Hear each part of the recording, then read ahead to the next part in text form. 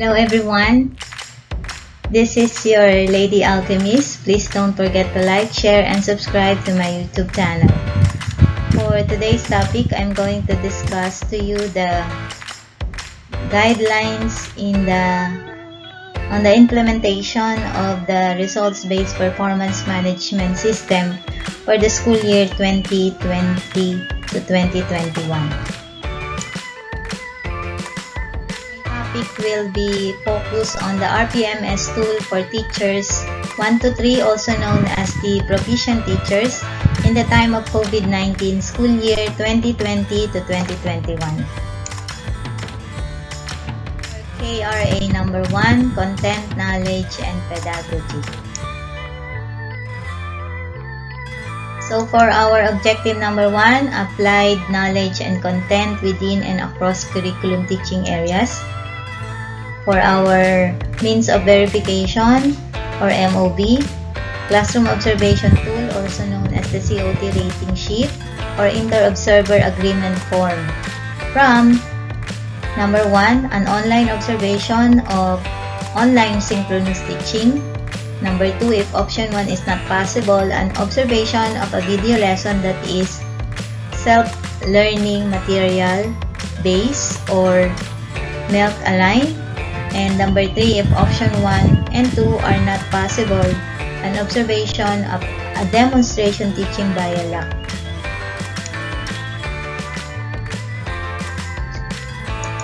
So here is the general guidelines for the RPMS Alternative Classroom Observation. For the Alternative Classroom Observation number 1, we have the online observation. So this applies to teachers who will adopt online synchronous learning regardless of the number of classes and learners. So some of our teachers uses this online synchronous modality via Google Classroom or using the Google Meet, wherein teachers are get the timely yung response ng bata kasi live yung kanyang teaching, so timely din yung response na nakukuha ng mga teachers. So ito po yung live teaching virtual.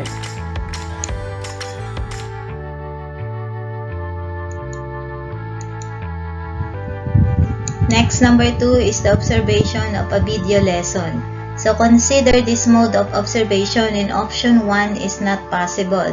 This applies to teachers who will adopt online asynchronous learning in any of their classes or learners. So yung online asynchronous learning po, ayan yung katulad nung sa atin na Google Classroom.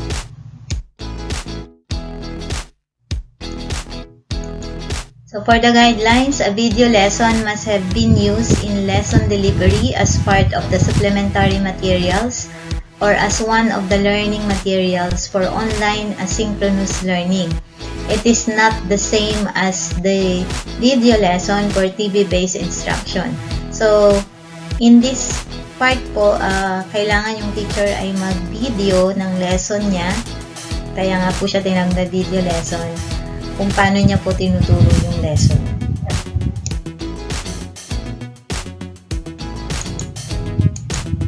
So take note that a video lesson must be self-learning module based or MELC aligned. A teacher can use any recording device to record herself or himself by teaching lessons. And a video lesson can be stored in Google Drive, in your cloud, or any storing device, or upload to an online classroom.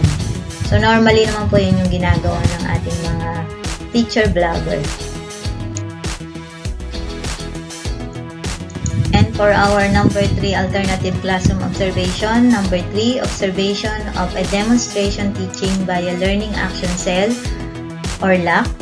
Consider this mode of observation when option 1 or 2 are not possible. So this applies to teachers who will adopt pure modular learning, print or digital, radio-based instruction, and TV-based instruction. So, pwede po kayong yung demo nyo through luck. So, yun na din po yung observation nyo. So, for the guidelines, actually maganda rin po yung demonstration via luck, no?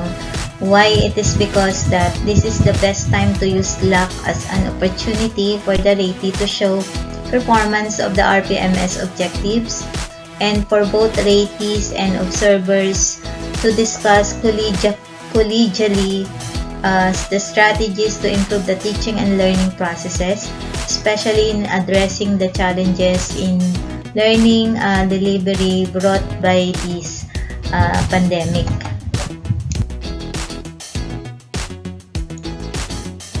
Okay, again, for our KRA number 1 under Content, Knowledge, and Pedagogy, for the objective number 1, we have applied knowledge of content within and across curriculum areas. So, for our means of verification in this objective number 1, isa lang po ang ating means of verification, and that is our COT. So, whether we choose the online observation, online synchronous teaching, ito yung live teaching natin, virtual, or you can choose a video lesson wherein you upload your video. And number 3 is whether you choose a demonstration via Google or via LAC, demonstration teaching via LAC. So for our performance indicator, we're going to identify the quality, whether you will get outstanding, very satisfactory, unsatisfactory, and poor for 1. So for the outstanding, you have to demonstrate level 7 in the objective 1 as shown in COT rating. If you demonstrate level 6 in the objective 1 as shown in COT rating, you will get 4. And if you demonstrated level 5 in objective 1 as shown in COT rating, you will get 3. Unsatisfactory, demonstrated level 4 in objective 1. And demonstrated level 3 in objective 1 as shown in COT rating sheet or inter-observer agreement form. Or no acceptable evidence was shown. So note that this objective, 2 MOBs are required for the entire school year.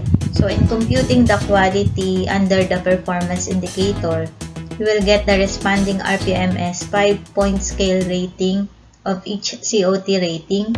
You have to calculate the average of the RPMS rating and find the transmuted RPMS rating. So as shown in the lower part of this slide. So meron po tayong RPMS 5-point scale rating, may average, and then you have your RPMS rating transmutation table. Parang kaparehas din po ito last year. Okay, kung paano po natin nire-rate. Okay, for the objective number 2, ensure the positive use of ICT to facilitate the teaching and learning process.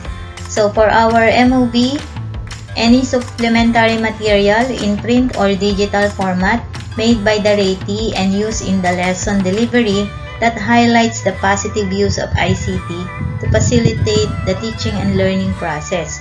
So, you should have your activity sheets or one lesson from a self-learning module or SLM, one lesson plan, DLP, DLL, weekly home learning plan and lesson exemplars, a video lesson, the audio lesson, other learning materials in print or digital format, but you have to provide annotation for this.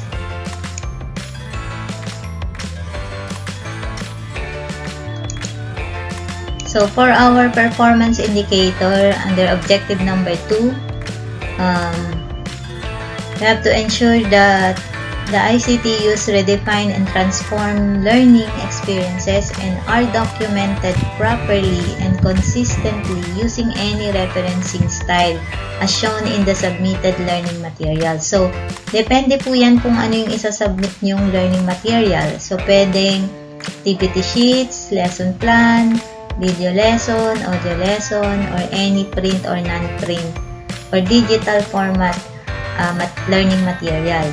So you will get 4 if you ensure that the ICT use augment and enrich learning experiences and are documented properly and consistently using any referencing style.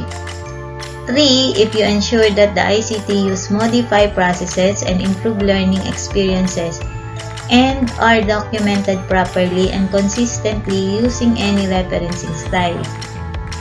2 if you ensure that the ICT are used but do not create a new learning experience and documented but not consistent with one referencing style, and 1 if no acceptable evidences was shown. So, how do we identify the performance indicator, whether we will get or we can get an outstanding, a BS, or satisfactory? So, when we talk of redefine, ibig sabihin, we reformulate, we re-examine, or re-evaluate, specifically with a view to change or transform. So, reformulate natin yung mga learning material na pwede nating ibigay sa mga estudyante natin. How about augment? So, when we talk of augment, it is to increase the size or to add something. So, dinadagdagan natin. And modify is to change some parts of the whether it is an activity sheets or lesson from a self-learning module or a video lesson or audio lesson. So note that for this objective, 2 MOBs are required for the entire school year. So again, in computing the quality under performance indicator, you can use the RPMS rating transmutation table. Okay, next objective, number 3. Applied a range of teaching strategies to develop critical and creative thinking as well as other higher order thinking skills.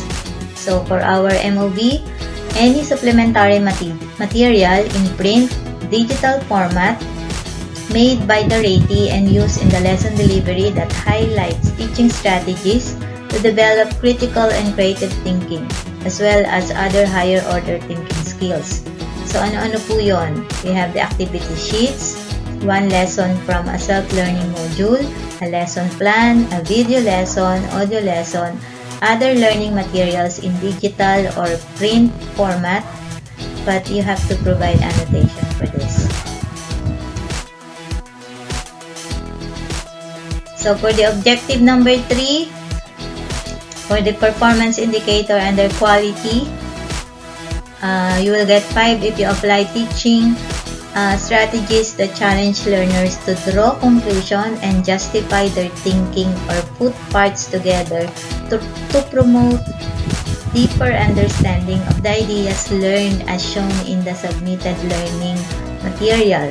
So, kung halimbawa activity sheets po yung ginawa nyo or binigay nyo sa bata, kailangan po ay nakikita doon kung paano yung bata ay nagdo-draw into conclusion and nadja-justify niya po yung kanyang sinagutan doon sa mga questions na nandun. And 4 po, kung apply teaching strategies that required learners to make connections. So, kapag kaya niyang gawa ng connections yung natutunan niya doon sa inyong binigay na supplementary materials, so you will get 4 po. Then, satisfactory if apply teaching strategies that required learners to describe and explain ideas. So, kung dinescribe niya lang po yung ideas, 3 lang po siya. Pero pag kaya niya pong connect dun sa learning niya ay 4 po. Pero kung ang ginawa niyo pong strategy ay na-challenge po yung learner to draw into conclusion and gina-justify niya po yung thinking niya ay 5 po yun. So, kung 2 po, applied teaching strategies that lead learners along a single path of inquiry. So, kung single path of inquiry lang o inquiry lang, simple recall, 2 lang po yun. And no acceptable evidence was shown.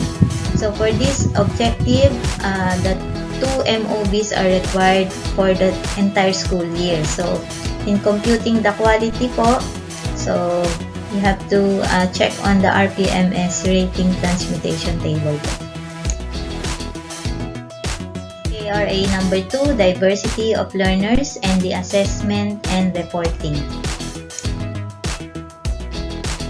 So for our objective number 4, establish a learner-centered culture by using teaching strategies that responds to their linguistic, cultural, socio-economic, and religious backgrounds. So for our MOB, any supplementary material in print or digital format made by the ratee and used in the lesson delivery that highlights teaching strategies that are responsive to learners' linguistic, cultural, socio-economic, or religious background. So ano-ano po yun? Pwede pong activity sheets, one lesson from a self-learning module, lesson plan, video lesson, audio lesson, and others. So other learning materials in print or digital format, but you have to provide annotation for this. For the performance indicator under quality of the objective number 4, 5 for utilize effective teaching strategies that are appropriate in responding to learners' linguistic, cultural, socio-economic, or religious background at an individual level. And for or BS, kung you just utilize effective teaching strategies that are appropriate in responding to learners' linguistic, socio-ecological, socio-economic, or religious background at a group level. And 3 po, kung utilize an effective teaching strategies that is appropriate in responding to learners' linguistic, cultural, socio-economic, or religious background as shown in the submitted learning material. And 2 po, kung utilize a teaching strategy or strategies that partially respond. And 1 po for no acceptable evidence. So for this objective, again, the 2 MOBs are required for the entire school year in So in computing the quality, again, you may check the RPMS rating transmutation table.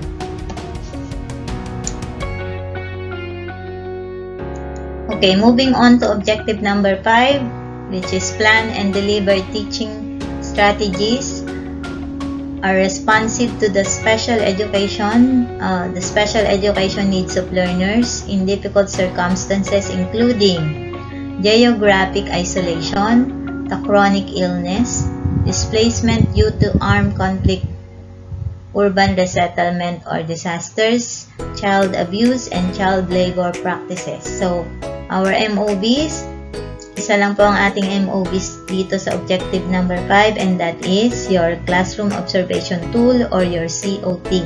Whether you choose an online observation for online synchronous teaching, an observation of a video lesson, which is SLM based or MELC aligned, and if option 1 and 2 are not possible, an observation by demonstration teaching via lab po. So, pipili po kayo dun sa tatlo na yon. At dun po sa objective number 5 ay isa lang po ang ating MOB, and that is your COT. So, again, for our performance indicator under quality, so since COT lang po ang ating MOB dito, so again, you can get 5 if you demonstrated level 7 in objective 5, 4 if you demonstrated level 6, 3 if you demonstrated level 5, and 2 if you demonstrated level 4 in the objective 5, and 1 for demonstrated level 3 in objective 5 as shown in COT, or no acceptable evidence was shown. Next is objective number 6. Use strategies for providing timely, accurate, and constructive feedback to improve the learner's performance. So for our MOB, evidence that highlights providing accurate and constructive feedback to improve learners' performance and that shows timeliness of feedback given to any of the following. So, ito po yung mga feedback na binibigay natin sa activity sheets, performance tasks, quiz or test, or self-learning module. So, for our performance indicator, dalawa po ang ating gigradean or bibigyan ng score. We have the quality and the timeliness. So, for outstanding, provide learners with accurate and specific and directed constructive feedback. So, constructive po yung pagbibigay natin ng feedback. Kapag 4 po, provide learners with accurate and specific constructive feedback. So, and then kung 3 naman, provided learners with accurate and general constructive feedback. And kung 2 po, provide learners with inaccurate and or destructive feedback. So, dito po hindi tayo pwedeng magbigay ng feedback na medyo nakaka-degrade or hindi masyadong magandang pakinggan sa mga bata or baka lalo silang mawala ng gana matuto. And no evidence was shown for number 1. How about timeliness? MOB submitted shown feedback given within 5 working days. So, kapag daw po within 5 days, pwede tayong ang feedback na binigay mo from the time of submission. Halimbawa, ng activity sheets ng performance task or quiz or self-learning module, you can get 5. Pero kung within 6 to 10 working days po, 4 po yun sa timeliness. 11 to 20 working days, 3. And beyond 20 working days is 2. Kung wala po kayong binigay na feedback, no evidence was shown. So, for this objective again, the 2 MOBs are required for the entire school year.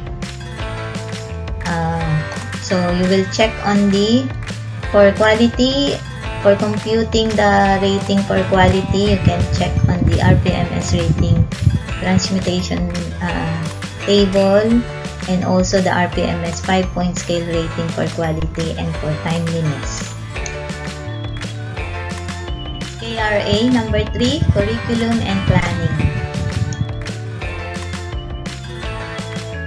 For the objective number 7, selected, develop, organize, and use appropriate teaching and learning resources, including the ICT, to address the learning goals. For our MOB, COT lang po ang ating MOB for objective number 7. Again, you choose an online observation using online synchronous teaching, a video lesson, and an demonstration teaching via lab. So, since COT lang po ang ating MOB dito sa objective number 7, for our performance indicator, we only compute the quality. So, again, for 5, outstanding, demonstrated level 7 in objective 7. So, demonstrated level 6 for very satisfactory. For satisfactory, demonstrated level 7 in objective 7, 2 for demonstrated level 4, and 4 for demonstrated level 3 in objective 7 as shown in COT rating.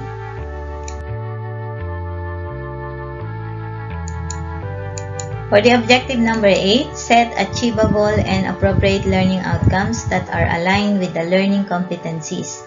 So, our MOB, 1 lesson plan, can be DLP, DLL, weekly home learning plan, lesson exemplars, and the likes. Or 1 lesson from a self-learning module prepared by the ratee with achievable and appropriate learning outcomes that are aligned with the learning competencies as shown in any of the following. So, we have the lecture discussion, the activity sheets, the performance tasks, or the rubrics for assessing performance tasks using criterion appropriately describe the target output. So, in this objective po, hindi pwedeng basta lang po tayo gagawa ng mga learning activity or activity sheets or lecture discussion or performance task or rubric. Kailangan po ito ay align sa ating learning competencies. So, yung DLL po natin, kailangan align din po yan. Yan po. For the performance indicator of objective number 3 under quality, 5 outstanding, all of the learning outcome set are aligned with the learning competencies as shown in the MOB submitted. So, ano po ba yung MOB natin? We have the lecture discussion, activity sheets, performance tasks, rubrics, and 4, if the majority of the learning outcome set are aligned with the learning competencies. So, you have to check po kung aligned po ang ating ginawang mga learning material dun sa ating learning competencies. And number 3 po, or 3 satisfactory, half of the learning outcomes are aligned. And less than half of the learning outcome set are aligned. So, yun po ay 2 lang. And no acceptable evidence was shown, 1 po yun. Moving on to KRA number 4 or CRA number 4 under community linkages and professional engagement and personal growth and professional development. For our objective, build relationship with parents, guardians, and the wider community or school community to facilitate the involvement in the educative process. So for our MOB, number 1, proof of participation in any activity improve access education such as but not limited to the following activities. Number 1, distribution of learning materials to learners or parents. Brigada Eskwela commitment form to stakeholders, develop advocacy materials, certificate of participations that involve parents or stakeholders engagement signed by the school head. Home visitation. So, kailangan pag nag-home visitation kayo, meron po kayong home visitation form. Others, please specify and provide annotations. Still in objective number 9, number 2. Parent-teacher log or proof of other stakeholder meeting, one-on-one parent-teacher learner conference log, attendance sheet with minutes of online or face-to-face meeting, proof of involvement in the learner's parents orientation. So, yun po, dapat meron tayong proof of involvement. Tapos, meron tayong mga log. And number 3, any form of communication to parents, stakeholders, notice of meeting, screenshot of chat, text messages, communication with parents, guardian. Ito, meron po tayo niyan lahat. Kasi palagi tayong nakikipag-usap sa parent. Digital printed copy of learners enrollment survey form signed by the ICT coordinator, focal person, and school head. So, kailangan po natin magpapirma kung ito yung gagamitin natin. So, for our KRA number 4, objective number 9, dalawa po yung ating performance indicator na hahanapin. So, we have the quality and efficiency. So, for number 5, outstanding sustained engagement with parents, guardians, and or wider school community to facilitate involvement in the educative process as evidenced by 2 or more of MOB number 1 or 2. So, ano po ba yung number 1 natin? Yun yung proof of participation natin, distribution of learner, and then yung number 2 natin, parent-teacher log. Yan po. So, pili po kayo dahil 1 or 2. How about 4? Very satisfactory. Secured collaboration with parents guardians and or wider school community to facilitate involvement in the educative process. And number 3, or satisfactory, communicated with and obtain response. So kapag nag-reply po yung magulang, pwede tayo dito sa satisfactory. So, and number 5, communicated with parents, guardian, and or wider school community to facilitate involvement but receive no response or reply. So, pag hindi nag-reply, 2 po tayo. So, 4, no acceptable evidence was shown. How about efficiency? So, submitted any 4 of the acceptable MOBs. Dito po, kahit alin po dyan ang sinubmit niya. Sa efficiency means the same kind of MOB can be submitted more than once. So, dito po, pag 4 po yung sinubmit, outstanding po. Pag 3 po, 4. Kapag 2 lang, 3. And kapag 1 lang, 2. Kapag wala po, 4 yun. So, 1 po yun. So, moving on to number 10, participated in professional networks and share knowledge and to enhance policies. So, MOBs po natin, Certificate of Completion in the course or training, Certificate of Participation in the webinar, retooling, upskilling, and other training seminar workshop with proof of implementation. So, normally po yung mga seminar natin ng bakasyon, yung sa Vival Group and DepEd OER po, yun po yung mga pwede po natin ilagay dito, yung ating mga certificate. And Certificate of Recognition, Speakership in a Webinar, Retooling, Upskilling, and other training seminar workshop. So, dito po sa Certificate of Recognition, kailangan po may proof of implementation. So, pwede po nating attach dito yung mga memo na yung memo po nung para po masupport yung ating certificate. Any proof of participation to a benchmarking activity. Any proof of participation in the school LAC session, online or face-to-face, certified by the LAC coordinator. So, yung ating mga attendance po or certificate of participation sa LAC session ay kailangan pong papirmahan sa ating LAC coordinator. Others, please specify and provide annotations. So, in the objective number 10, for the performance indicator, we have the quality and the efficiency. For the quality, participated in any professional network activity that requires output and proof of implementation within the school to share knowledge and to enhance practice as evidenced by the submitted MOBs. So, kailangan po may proof of implementation yun within the school. And kung 4 po, requires output and proof of implementation within the department. So, kung yung ginawa nyong output ay ginagamit ng department, 4 po kayo doon.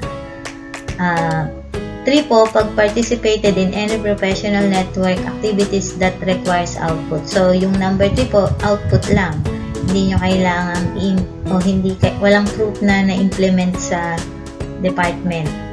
So, kung 2 naman po, participated in any professional network activity that does not require output. So, yung mga webinar po, certificate natin na di naman kailangan ng output, dito po yun magpo-fall sa unsatisfactory. At kung wala po, 1 po tayo. For the efficiency, submitted 4 different kinds of acceptable MOB. So, 4 dito. Pwede po nating isubmit. Outstanding po yun. Kapag 3 lang, very satisfactory yun. Kapag 2 lang, satisfactory. Kapag 1, unsatisfactory. At kapag wala, no acceptable evidence was shown is 1.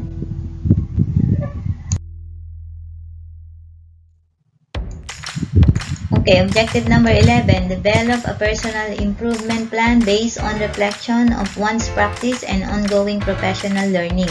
So in this objective po, dalawa to. We have the main MOBs and the supporting MOBs. So for our main MOBs, you only need an individual performance and commitment review form development plan, or the IPCRF DP. Still in objective number 11, for the supporting MOB, any document aligned with the IPCRF DP, such as number 1, reflection of one's practice during LAC session with proof of attendance. So, kailangan po pala ay meron tayong reflection during LAC session with proof of attendance po. Reflection or personal notes on coaching and mentoring and or mid-year review.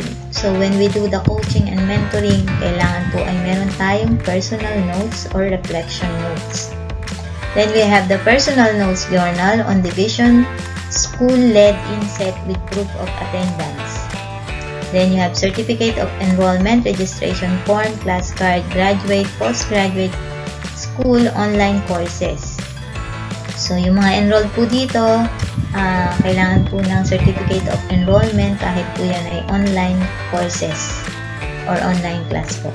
And any learning material highlighting the improvement done based on accomplished reflection section and others.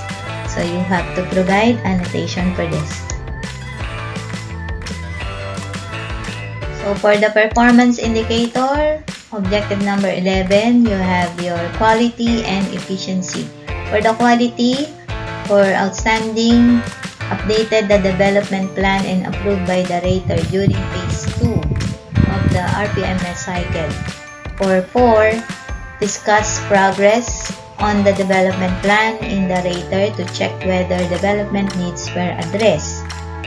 3 po, kung accomplish the development plan from learning objectives up to the resources need to address development needs during phase 1 of the RPMS cycle, and unsatisfactory if you accomplish the strength and development needs portion of the DP or development plan after self-assessment at the beginning of the school year, and poor for no acceptable evidence was shown.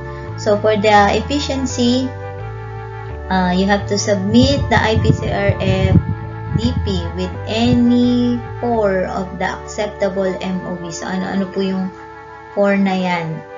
So pili po kayo dito sa reflection notes, personal notes, certificate of enrollment, or any learning material highlighting the improvement done based on the accomplished reflection section or others.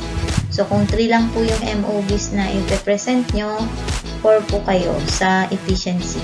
Kung 2, 3 po kayo sa efficiency, at kung isa ay 2 po kayo sa efficiency, at kung wala, 1 lang po ang score. Okay, the last KRA number 5, the plus factor.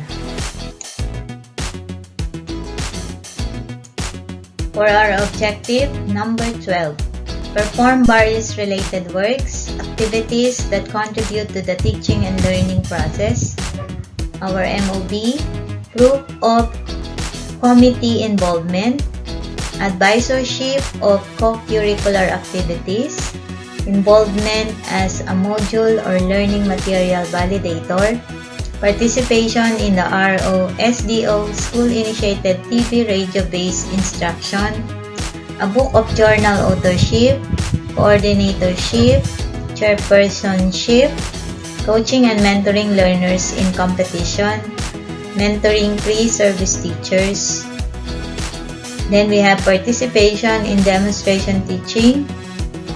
Pwede po ito yung sa LAC din natin, yung demo via LAC. And participation as research presenter in a forum or conference, and others. So you have to be more specific or be specific, and you have to provide annotation for the others for this. And for our objective number 12, for the performance indicator, we have two performance indicator, the quality and the efficiency.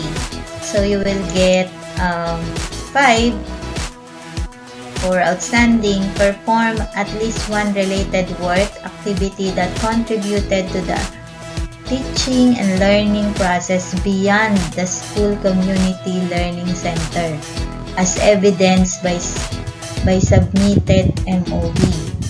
And you will get 4 if you perform at least one related activity that contribute to the teaching and learning process within the school community. So, yung 5 po ay beyond the school community. Yung 4 ay within the school community.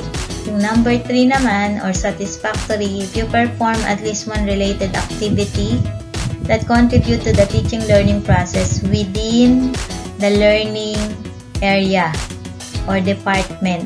So pwede ito sa department. And unsatisfactory or 2, if you perform at least one related work activity that contribute to the teaching learning process within the class. So, sa klase lang. And 1 is no acceptable evidence was shown.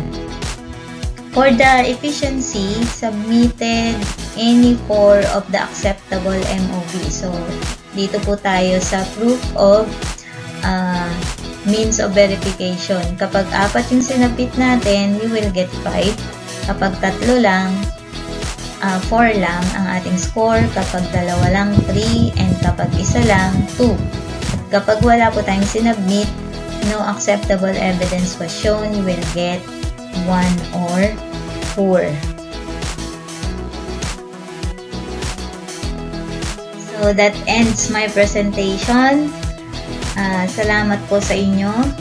Sana po ay nakatulong ako upang kahit papano ay maunawaan natin ang nilalaman ng RPMS tool for T1 to T3, or also known as the Proficient Teachers, in this time of COVID-19 pandemic, school year 2020 to 2021.